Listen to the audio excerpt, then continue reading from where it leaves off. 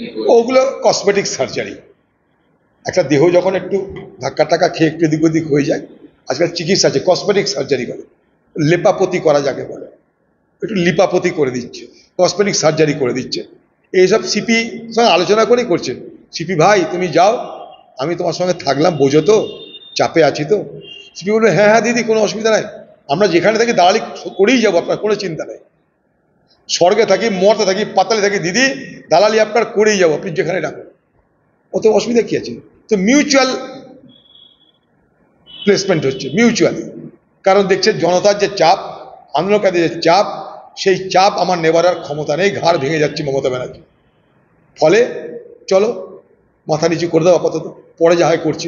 উল্টো দিকে তাঁর দলের যারা ফৌজ আছে, যারা কমান্ডো আছে তার দলে, তাদেরকে নামিয়ে দিয়েছে ময়দানে ডাক্তারদের বিরুদ্ধে গালাগালি দেওয়ার জন্য, ভয় দেখানোর জন্য।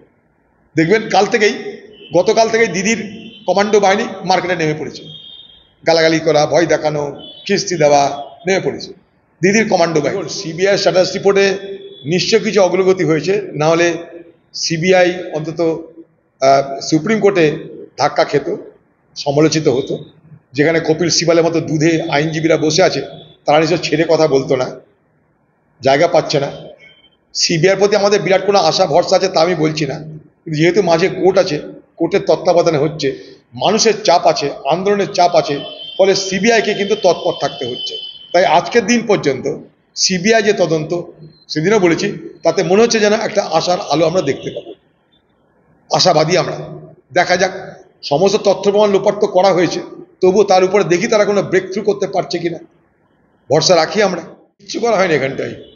আরে এ তো বিচারক বলছে, কলকাতার বিচারকরা কি বলছে, যে বেসরকারিভাবে গোটা কোর্টে নিয়োগ বাড়িয়ে দেওয়া হয়েছে, তাদের কোনো অ্যাকাউন্টেবিলিটি নেই।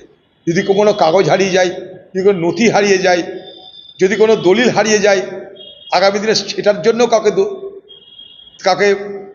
দোষী সাব্যস্ত করা সম্ভব হবে না, কারণ সবই বেসরকারি নিয়োগ।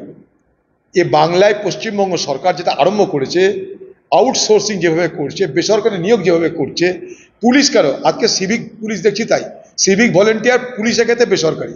আপনি অন্যান্য সরকারি দপ্তরে যান, সেখানেও তো বেসরকারি। কোর্টে যান, হাইকোর্টে বেসরকারি লোক এখন হাইকোর্টের কাগজপত্র নথিপত্র সামলাচ্ছে। জজদের কথা তারা বুঝছে না, তাদের কোনো ট্রেনিং নেই, কিছু নাই।